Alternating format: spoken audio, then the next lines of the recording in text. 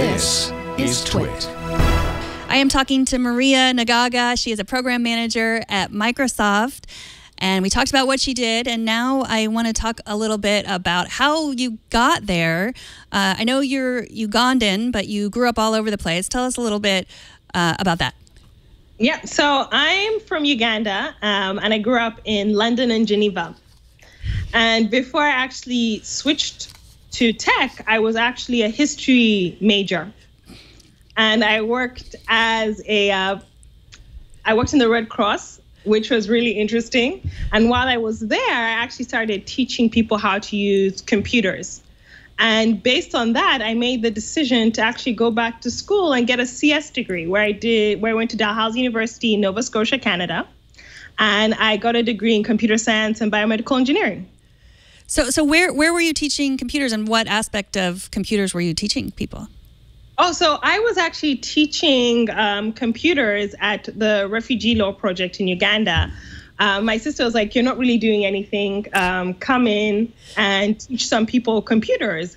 And I actually started by teaching people Access, which was something I had never, who uses Access anymore? But it was my first intro to actually writing lines of code, because I was writing queries and I didn't know what I was writing. I was like, but this just looks like a sentence.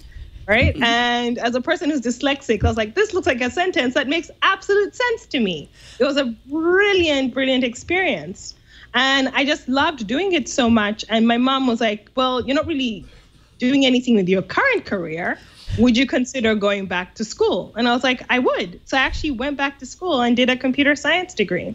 And that was where I got my love for teaching, was from that experience, and also just teaching a skill that someone can go and use immediately, and maybe even create a job for themselves. Mm-hmm. So we talk a lot about, and you hear a lot in the news about how difficult it is for people to get into a job where they don't see people that look like them in that job. Can you talk about whether or not that was an issue for you at all?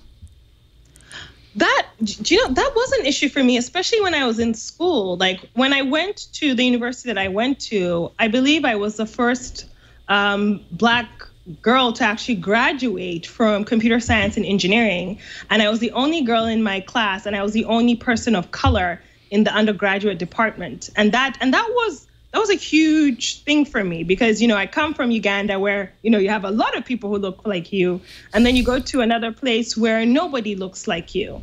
And that was a bit of a challenge, because there is this thrive to always be the best, because if you're not the best, you feel like you've not only failed yourself, but you failed every other person of color who will come after you, and how people will perceive you. And, when I graduated college, I was really lucky, throughout my internships, that's when I was exposed to more people of color and more women in the field. So my very first boss ever, when I was an intern at BlackBerry, and this was way before the iPhone, so it was an incredibly cool internship. When I was an intern at BlackBerry, was Linda Chalansuk, and she was a woman, and she was also Vietnamese. So I had actually had a mentor who was a person of color and was an engineer, and had given me that guidance. And meeting her gave me the drive to continue to pursue being technical in my career. Because there were times when I was like, maybe I should go to business school, maybe I should transition into another field. CS majors can get into any field. But meeting her, and then I had other women that I met at other internships that really encouraged me to go forward. When it comes to applying for a job, I was fortunate where I think because I had internships, it gave me a competitive angle to actually get ahead. But people say, why did you pick Microsoft of all the places that you interviewed at? And I was like, the reason I picked Microsoft when I interviewed is, one, you do 6 interviews. It's crazy. It's like a whole day of just interviewing, and just you're completely drained at the end. But it was 6 interviews, and the way they pick interviewers at Microsoft, it's random. It's whoever is available. So it's not like they plan and they say, we have a person coming in that meets this demographic, we're going to make sure that we're going to get all these people. But of the 6 interviews, 4 of them were women. And that for me was a huge thing. That for me showed me that this was a company I wanted to be at. Like but it was a company that I wanted to be at because it was people of different backgrounds. Some of them were self-taught developers. Some of them had been in the industry for a number of years. People from all over the world. I met people from Guam during the interview. I met people from India. I met people from the United States. It was a huge thing for me, and I will always appreciate that experience and how that molded my hope in the field.